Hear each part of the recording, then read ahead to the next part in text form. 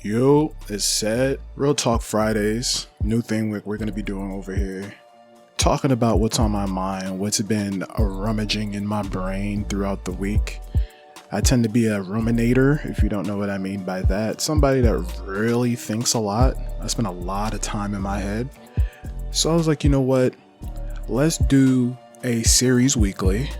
Just talk about what's on my mind, talking about what I've been up to, and just having real talks. So what's been on my mind this week? A lot of things has happened for me just in the past month and a half. This summer has been interesting so far. Your boy is getting up there. I hit the big curry age. I'm big 30. And the moment I hit 30, a lot of things started to change immediately. For example, my mom's retiring. For me, it was one of those like goalposts that you'd reach, but I was never looking that far down the road, especially for my mom. So that put certain things in perspective, as well as I've been reading books now, which, if you would have told me like 2-3 years ago that I would be taking book reading seriously, I probably would have the most confused look on my face, because I always pegged myself as this visual guy, and I'm all about documentaries and stuff like that. I'm more visual guy, so that's how I learn. But just when you get down to the nitty gritty of it, it's been like this for like centuries now. Like, the greatest pieces of information are in books. And for me and my whole mental journey, I need to just get into it. Try to figure this whole thing out of how my mind works and stuff of that nature. Because I've read and watched a lot of kinds of things, but I was put in specific bags or boxes, I should say, or at least I put myself in certain bags and boxes and little areas thinking that would solve my problems, kind of thing, when that really wasn't the case. So I just got down to it for me. And shout out to Joseph Nguyen. I was reading his book I got from Barnes & Noble. I have a Barnes & Noble membership now. Like, bro, the person I am now, Joseph Nguyen, I've been reading, I finished his book actually. I finished his book, Don't Believe Everything You Think, from my overthinkers. Or let me give you the full title. Don't believe everything you think. Why your thinking is the beginning and end of suffering. And this is also the expanded edition. For my overthinkers out there, or people that tend to ruminate or spend a lot more time in their head than they do in the world, this is the book for you. You know what I mean? It breaks stuff down pretty simply, and I don't want to say bluntly, but pretty clearly and concisely. Just the way to kind of break out of it a little bit, or not even a little bit, just okay, actually, let's call it what it is. That was the part of me there that's kind of scared to take the jump, which is something that they talk about in this book. You just got to be truthful with yourself sometimes. They talk about, or he talks about, just the way it changes the way you look at your thoughts. One good concept he talks about in this book, there's a difference between thoughts and thinking, which is huge, and many other things. This ain't a book review, but great book. Also, being that it's the expanded edition, he has like different little, I don't want to say tidbits, but kind of sections where he expands on some of the ideas that he had in the original book, that he says that a lot of fans of the book asked, and he wanted to expand on that, as well as he has exercises in the back, as well as daily journal tips, which I have to get into myself.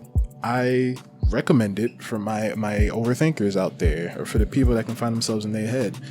So doing that and reading this book has kind of changed my perspective on a lot of things, and kind of got myself out of that mental fog that I feel like I've had for a while. Like, when I say a while, I mean years.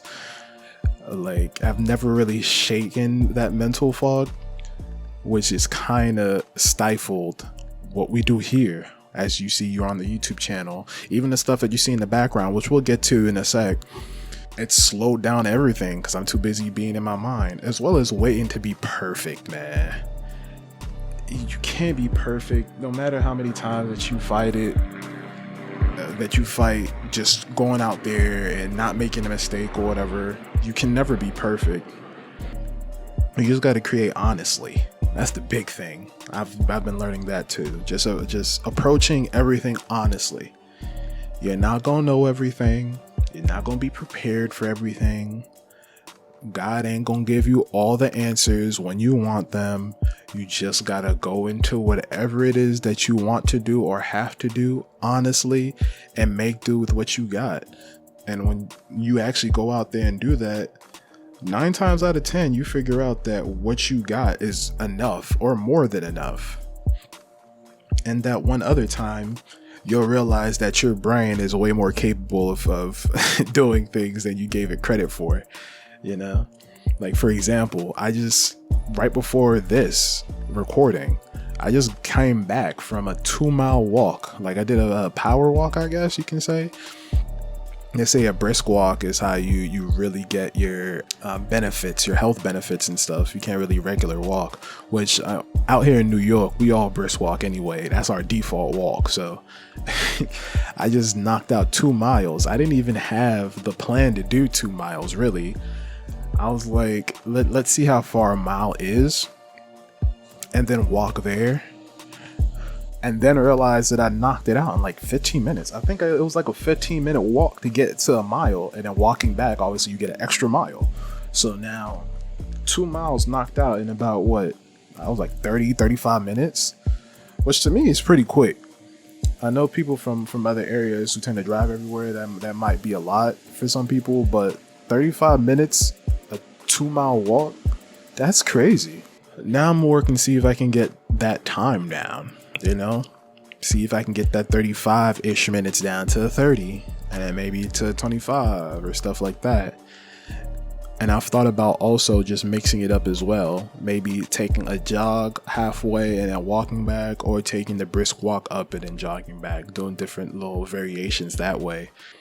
So I've been in that mode of just pushing yourself, doing something, and then seeing and surprising yourself of how much you can do just from the starting point before you start building on where your starting point is. You know what I'm saying? You'll be surprised just how much you can do. Now that we got some of the real out of the way, what's some other things that I've been taking care of? Oh, like I said, in the background, as you can see, you see some gameplay in the back of the games I've been playing recently.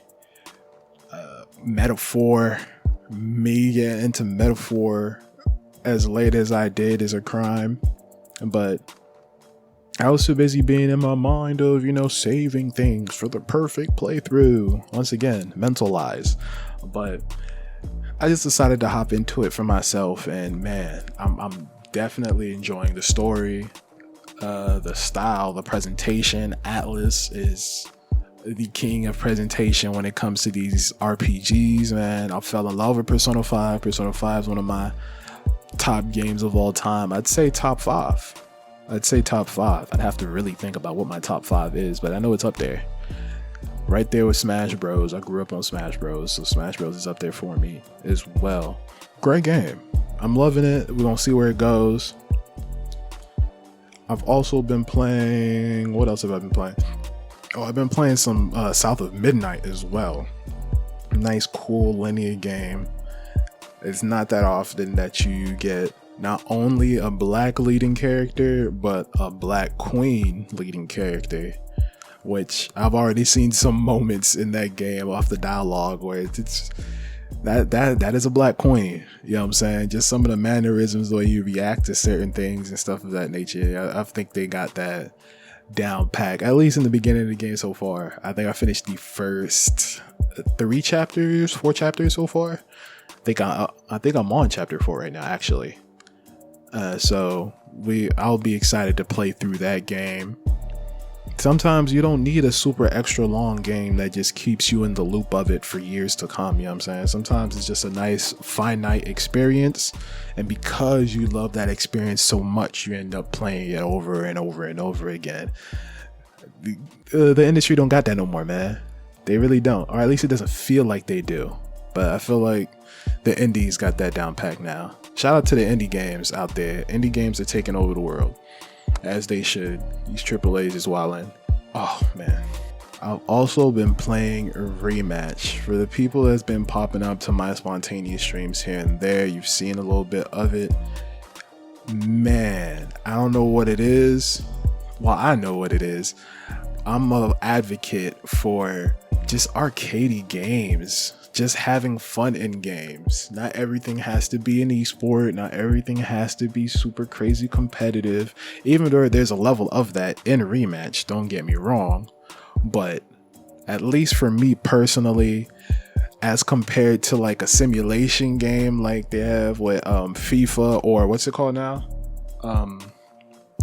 EA FC, right? EA Sports FC, whatever year. It just feels way more fun, being that the controls are set up around the individual player rather than you trying to control the team, which that can be a little bit of a learning curve when you first hop in, if you're used to those kinds of sports games, because everything is pretty, I guess I can say custom. All the moves and mechanics in the game is custom, so like you have to judge the distance of the pass that you want, and you hold the button long enough to get it there, or choose what type of shot in certain situations, and the dribbling and all kinds of shit. And once you're able to start linking stuff together and all that kind of, man, shit is fun as hell. And the top thing is, teamwork matters in this game, which that's one of my gripes with this game right now, which we'll see where it goes, because it's still early. I think Rematch has been out how long now? Let me see. Oh, it dropped on Juneteenth. Yeah, we're almost 2 months in. We're 2 weeks away from being 2 months into this game, at least for the initial release, because I know a lot of people got to play it in beta and stuff, but as far as the official release, it's only been out for 2 months. So the game is a baby. It's a little infant. Back to my gripe. And it's really a thing that I have with a lot of multiplayer games now, and just the community and the way people play games now. Everyone wants to be a solo hero. I don't get hopping on a team-based game trying to do it all by yourself. Don't you see you selling? That's I don't know. I don't get it. I guess everybody wants to feel great and stuff, but maybe I'm different. Like, I grew up playing basketball as well as soccer, which is another thing that makes Rematch so great for me, being that I actually played soccer and stuff. Or football. Let me put some respect. Put some respect on it. It's football. Let's be honest. American football, besides kickoff and punts and field goals, is the only time that foot hit that ball, bro. They need to call it handball or something. Ain't nothing foot really about football in America. You know what I'm saying? Now, soccer, and the thing that Ronaldinho and Cristiano Ronaldo, Messi, those big boys play, that's football. You know what I'm saying? Being that I grew up playing basketball and football, I understand the importance and how much you can succeed off of teamwork. So anybody that's ever played with me, even the homies that played some Rematch with me, you'll see in some clips, I have no problem passing. I actually have enjoyment in getting assists, because it takes some work and the right guy to place the ball in the right places for it to be scored. You know what I'm saying? Anybody can kick a ball into a goal, and it may take a little extra skill to get it past the goalie into a goal.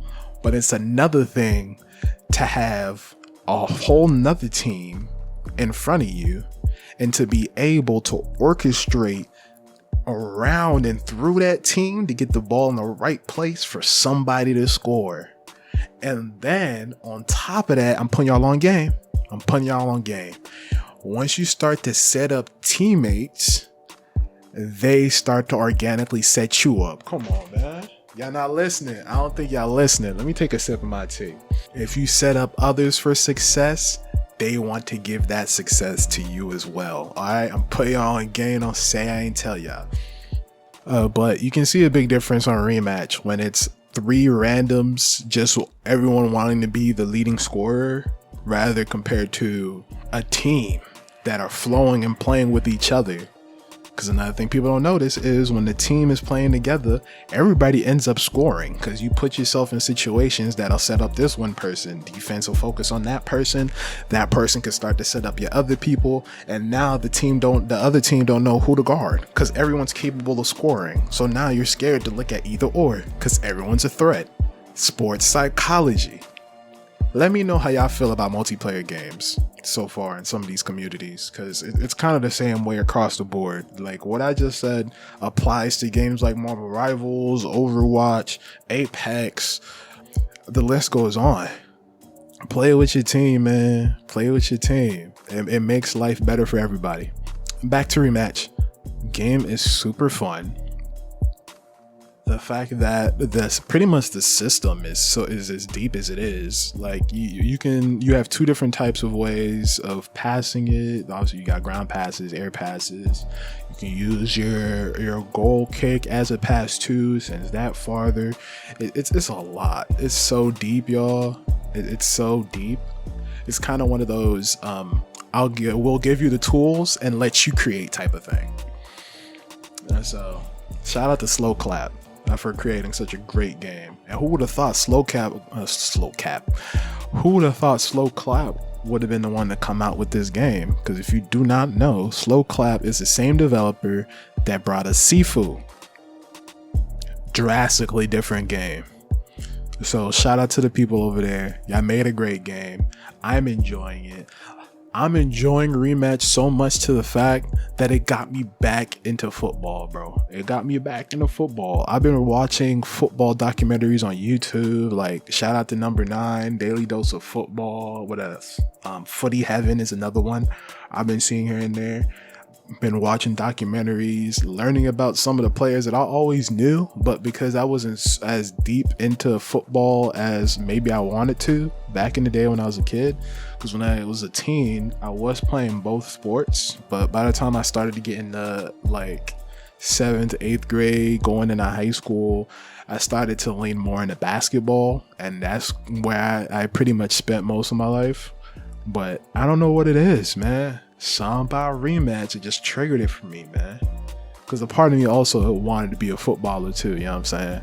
It's something special to be able to juke people with just your feet, you know what I'm saying? It's one thing on the court, you know what I'm saying? You hit them with a little crossover behind the back, all that good stuff, working with your hands and positioning and all that kind of stuff. But foot control is a whole nother beast, man. When that ball's not touching your hands, because it's so much easier with your hands to control things, obviously, but it takes another level of coordination to be able to do that with your feet. And when you go and look at some of these freestylers and some of the greatest like forwards and midfielders that's been in the game of football over the years, over the decades, you look at some of those highlights, it's like, yo, word? Because like a crossover is really not that hard to do for it to be effective in basketball. Sure, it takes a level of, you know, setting up folks, using your body, using your eyes, stuff of that nature. But to just do it, you know what I'm saying, it's simple enough. You know what I'm saying? You dribble the ball from one hand to the other. But to do those kind of moves to get past defenders in football, bro, in football, ay caramba, you don't understand, bro. Like that it's a different kind of skill, a different kind of grace, man. As well as before basketball, football's been global for decades. A lot of the big boys that I've named are from different regions of the world. We're talking Brazil, Argentina, Barcelona. What other big boys do I know? I guess even the different leagues, Champions League, Premier League. I'm learning. All right. You know what I mean? Put me on. If y'all football fans or soccer fans, for folks who don't know what I mean by football, yuck. Let me know down below who's your favorite teams, if y'all in the teams, or who's your favorite footballer. Let me know. Whether it's Ronaldinho, whether it's I've been learning about Lamine Yamal. Yamal going crazy right now, young boy. I think he like 17, 18 right now, but he's been killing the game since he was 16. That's another thing about football too that I've been learning. A lot of these people be going pro before they even go into high school, at least in American standards, high school. You know, around 14, 15 is when you start your freshman year. These kids are starting they professional football careers at 14, 15. You know what I mean? It's different. Shout out football. I love the sport. Oh, I've finally gotten back into listening to full albums again, man. Shout out to the Clips. Dropped another classic not that long ago. Let God Sort 'Em Out. No Malice is back in the building. Shout out Malice. I honestly believe he's a superstar on this project. He's rapping in a different kind of pocket, man. I'm loving what he's doing on his album. You can tell that Push is pushing himself as well, no pun intended, to keep up with the same quality. Even though he was doing great on that album himself, but you can just feel that I don't want to say competitive nature, but it is a little bit. You know what I mean? Because when it comes to hip hop, when it comes to rapping, you want to do the best that you can. You know what I mean? And a thing like the Clips, which they're brothers, those are blood brothers. You know what I'm saying? Pusha T and Malice are blood brothers. So to be doing this as long as they have together, I'm sure when one of them pushes their pen, it encourages the other one to do just as much or even more, and then just keep topping each other. And then if you keep topping each other, the quality just rises. And man, that these boys kill it on this album, bro. If you're a hip hop fan, you ain't heard it yet, man, go listen to Let God Sort 'Em Out. They did their thing. Another album, or two albums that I've been listening to, because they kind of play together. My homegirl put me onto Hakeem Ali, the Texture Tapes, man. The Texture Tapes 1 and 2, amazing, in my opinion. If you like punches, you gonna like Hakeem, bro. He got a different kind of way that he punches, man. And I'm like authentically Afro, the platform shoes. We got the open chest shirt joint. That's his bag. He real suave, he real clean with it, but boy does he punch. He hits you with some of them southern bars that just hit close to home, but just have a different kind of level to it on top of that. And he's just smooth with it on top of it. Everything's smooth. He's suave as hell, man. So shout out to Hakeem Ali. Check it out. What makes the Texture Tapes what they are too, which is interesting, is each song is named after a certain fabric texture, whether it's nylon, whether it's what else, corduroy, whether it's denim, different things like that. You get it. And he kind of tries to make the song sound like how he thinks that fabric feels like. It's an interesting concept, and they're quick listens too, because I think Texture Tape 1 is 10 tracks. They're both 10 tracks. So both Texture Tape 1 and 2 are 10 tracks each, so you can finish both of those in an hour, but you ain't gonna want to. I listened to both them Texture Tapes at least 4 or 5 times each over the past couple weeks since my homegirl put me on. That man fire. But yeah, y'all, I think that's it for this week. We're gonna see how this goes and builds from here. This is the start of something new, and not just the Real Talks Fridays, but just doing content, man. I miss doing content, even though I've mostly just been in my head, just fighting myself from doing it, trying to make it perfect. Sometimes you just gotta throw something at the wall for you to learn how it sticks. We gonna be out here creating honestly, and just improving from there. We ain't aiming for perfection, we're aiming for progress. So hopefully you guys are here for the ride, not just for Real Talk Fridays, but for wherever we go from here. And so this is the part where you guys tell me what's been going on with you for the week. Share as much as you feel like down below. I'll be reading, I'll be commenting, I'll be talking with you guys, because all of this shit is a thing to bring the community together, to be able to just let go and talk about maybe things that are on your mind. The internet and the world these days are very like toxic and heavy, and just makes it feel like everything is gonna crumble down at any second. So it's kind of important to just express yourself and learn from there, as well as just being in a community where you feel safe to express yourself. So let me know down in the comments below. With that being said, be blessed, not stressed, don't make a mess. Many things coming soon, but this here every Friday, so stay tuned. I appreciate y'all and I love y'all, and I will see y'all next week.